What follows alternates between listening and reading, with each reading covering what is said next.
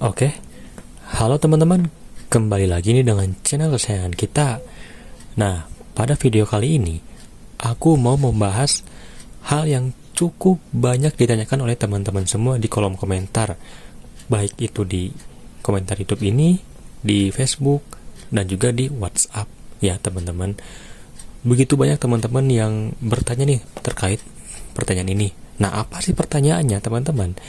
Nah, jadi apakah pihak kampus itu tahu kita itu transaksi apa aja sih di bank ATM KIP kuliah kitanya? Jadi ketika teman-teman bertransaksi gitu ya, entah itu top up, mungkin transaksi ke teman, saudara, keluarga, atau malah kita yang mendapat transaksi.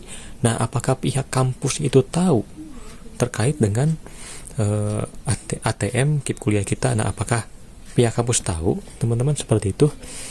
Nah, sebelum menuju ke pembahasan, buat teman-teman yang masih belum subscribe channel ini, silahkan klik subscribe. Kenapa? Karena informasi seperti itu sangat penting buat penerima KIP kuliah. Jadi, mohon di subscribe. Nah, kita kembali ke pembahasan. Nah, teman-teman, nah, apakah pihak kampus itu mengetahui transaksi kita di ATM kita, di bank kita ya, teman-teman? Semisal kita transaksi mau top up Shopee nih, karena kita membutuhkan untuk beli apa semisal. Nah, apakah pihak kampus tahu, oh si A membelikan barang untuk si A bertransaksi di Shopee di banknya. Nah, apakah seperti itu? Nah, sebelum ke sana, kita bahas dulu nih teman-teman, bagaimana sih proses pembuatan dari ATM atau bank KIP kuliah kita ya teman-teman.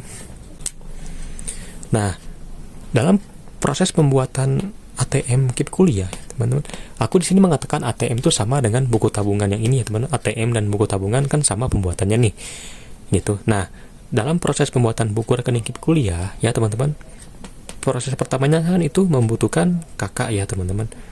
Membutuhkan KK, KTP, tanda tangan dan lain semacamnya. Nah, teman-teman, untuk pembuatan buku rekening itu membutuhkan beberapa hal ini dan mungkin masih ada lagi ya teman-teman, mulai dari surat keterangan dan lain sebagainya.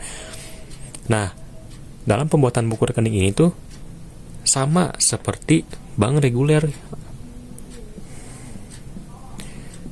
Jadi bank reguler ya teman-teman. Nah, jadi proses pembuatan buku rekening KIP kuliah dan pembuatan buku rekening yang biasa, yang reguler itu sama teman-teman, sama.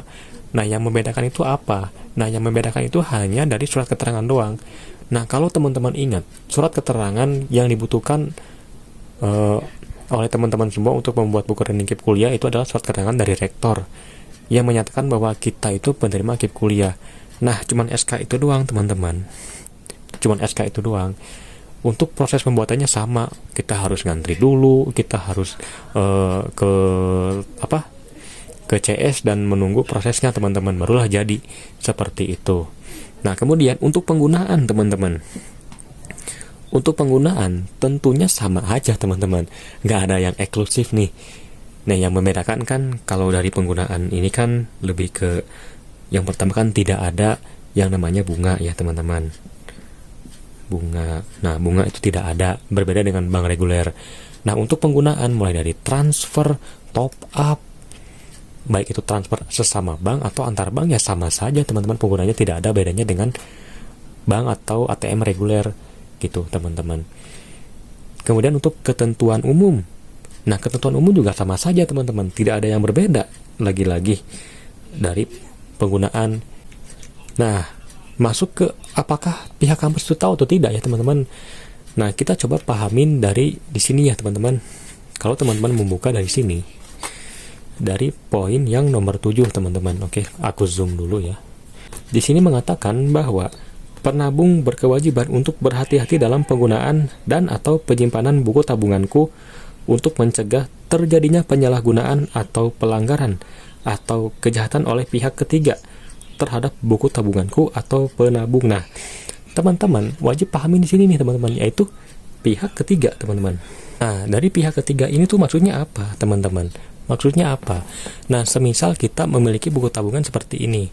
Nah, tiba-tiba ya teman-teman, tiba-tiba ada yang mengambil dan semisal atau dimaling ya teman-teman, Nah, si uangnya itu diambil semua. Nah, itu dialah disebut pihak ketiga. Nah, pertanyaannya, kalau semisal kampus itu mengetahui transaksi kita, otomatis mereka adalah pihak ketiga, teman-teman. Seperti itu. Nah, jadi jawabannya adalah pihak kampus tidak tahu transaksi yang kita lakukan di bank kita, teman-teman. Kenapa? Karena kalaupun mereka tahu, berarti kan ini mereka termasuk ke pihak ketiga. Nah, sedangkan di sini dikatakan bahwa kita berkewajiban untuk menjaga buku ini dari pihak ketiga, teman-teman, seperti itu. Nah, yang berarti buku ini atau transaksi kita itu tidak diketahui oleh kampus, teman-teman, seperti itu. Nah, teman-teman, jadi pada kesimpulannya, untuk proses pembuatan, penggunaan, dan ketentuan umum sama seperti bank pada umumnya. Tidak ada yang berbeda. Nah, apakah pihak kampus tahu transaksi yang kita lakukan di bank? Tentunya tidak tahu, teman-teman. Karena memang sama dengan bank pada umumnya. Dan juga tentunya ada perlindungan privasi. Nah, sebetulnya aku memahami nih maksud dari pertanyaan ini. Karena aku juga mengetahui teman-teman mungkin memerlukan BNI Mobile-nya ya, semisal kalau teman-teman pakai BNI untuk bertransaksi, untuk top up, ya mungkin top up di sini mungkin top up untuk berbelanja hal yang memang sedang diperlukan gitu ya, teman-teman. Nah, walaupun memang tentunya ada saja teman-teman penerima KIP kuliah yang menyalahgunakan dana ini. Semoga teman-teman yang belum cair KIP kuliahnya cepat-cepat cair ya, teman-teman, dan teman-teman bisa mempergunakan uang KIP kuliah itu dengan bijak, oke? Semoga teman-teman bisa memahami nih apa yang aku jelaskan, karena lumayan cukup ribet ya, teman-teman, seperti itu. Oke, kita bertemu lagi di video selanjutnya. Goodbye.